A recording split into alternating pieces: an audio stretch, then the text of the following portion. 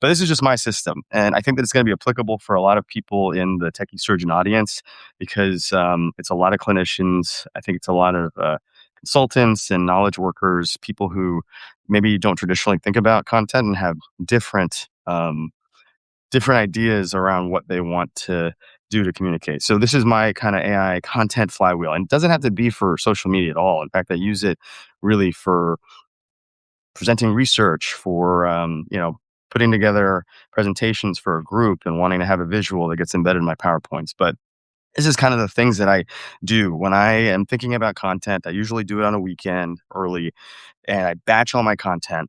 Um, Again, like my stack is Whisperflow, a lot of Granola, Claude, and then for image creation, I'm using mostly VO3, although now, candidly, the new ChatGPT images is the best one. They got it really right with the newest, and I'm going to do live demos to show you how good it is.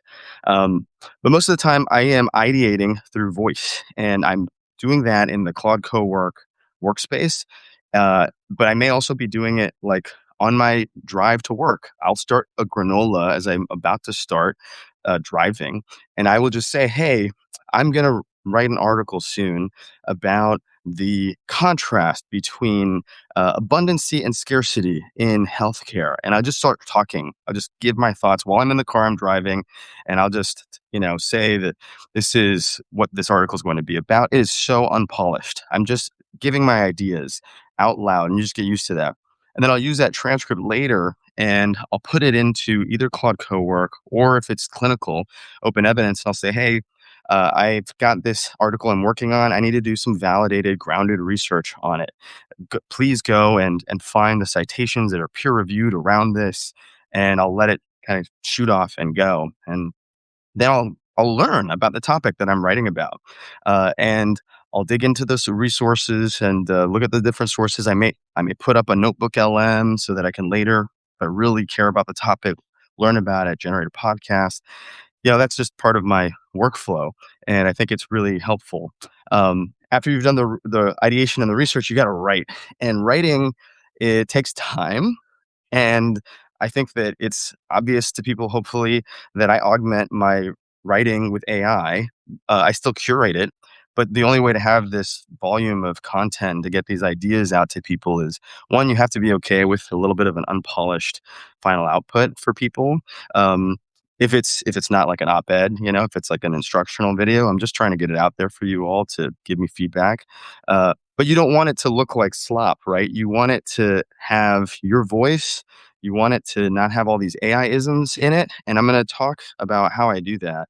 Um, and then you want to distribute. And every time you write a piece of content, you have an idea, publish a research paper, you want to redistribute that in different formats. And it all depends on what your goals are. But mine are usually to be helpful to people that are trying to understand clinical AI and health policy, gain exposure to more people who are interested in these things, and to also run into people who are looking to get value from health policy and clinical AI, and that ends up leading to relationships for Revel AI. Obviously, the techie surgeon community starts to grow. More people get exposure to my research who otherwise would never have heard of it if they didn't happen to stumble upon it in their Instagram feed or on LinkedIn or on Twitter, et cetera. And it just expands your footprint. And it's been really successful for me. I've had like something like 1.5 million LinkedIn impressions over the last year. The Substack's grown to 3,000 subscribers almost at this point. And it's been really just gratifying, and I have fun with it. So then you're going to distribute, right, on your different media, and there's multiple ways to do that.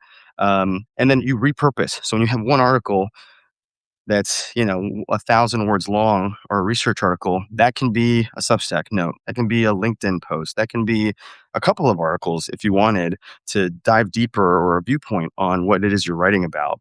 And I think that allows you to kind of get over the writer's block, if you will. And I use AI at every single step here as a thought partner, in order to help do that. This is kind of my overall flow and the different pillars of content for me. What I would do, and you can use AI to do this, is whatever you've